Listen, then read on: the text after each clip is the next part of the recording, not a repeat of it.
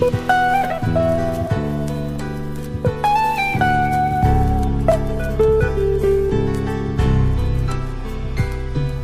akala ng lahat na ang serbisyo mo'y tapat.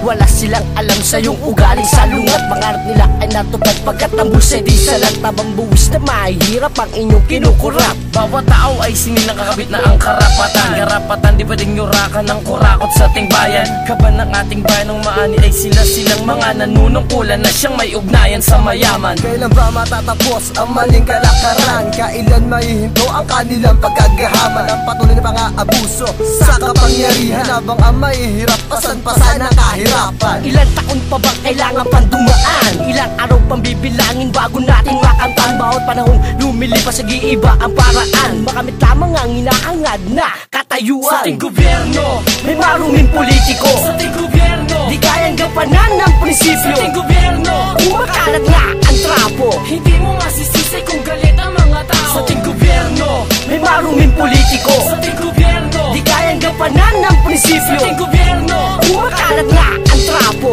Hindi mo masisisi kung galit ang mga tao. Ngayon pagmasdan mo kung sino ang binoto mo, pagkat sa kanya nakasalalay ang ating pag-asenso. Ang sinulat mong pangalan, ikaw ay nakasiguro ng pinaubo.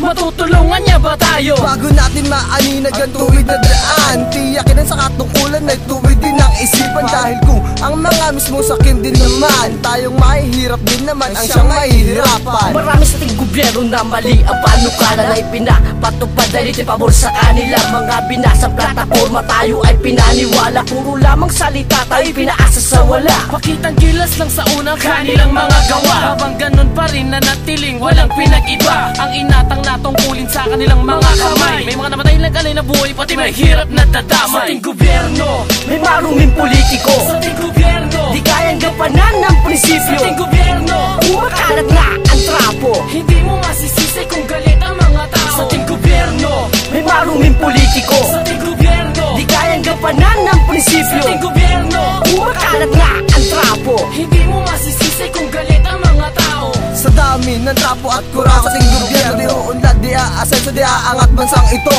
Holdapan sa bakit napagambari na dito. Ang pasimuno ay hawak na nunungkulan sa Ang munisipyo. mga katulad nyo sadyang nakakainis, na walang alam kundi sa amin binabayaan ang buwis. Imbis na ilaan sa mahihirap ang kabahan ng bayan, pagkat sila ang siyang dapat na nakikinabang. Puro lamang salita, mga nasa kagawaran. Di maisa katuparan dahil sa kanilang kagagawan. Ang pagkalubog sa utang, sinong may pananagutan, kaya madalas tinatamaan mahirap nating kababayan. Walang maayos na sistema, traffic panis sa EDSA, tuloy pa rin ang pagtaas ng bilihin at gasolina. Ang wala ng support ng ating pamahalaan, yan ay dahil puro trapo ang mga nanunungkulan. Sa ating gobyerno may maruming politiko. Sa ating gobyerno di kayang gampanan ng prinsipyo. Sa ating gobyerno kumakalat nga ang trapo. Hindi mo masisisi kung galit ang mga tao. Sa ating gobyerno may maruming politiko. Sa ating gobyerno di kayang gampanan ng prinsipyo. Sa ating gobyerno kumakalat nga ang trapo. Hindi mo masisisi kung galit ang mga tao.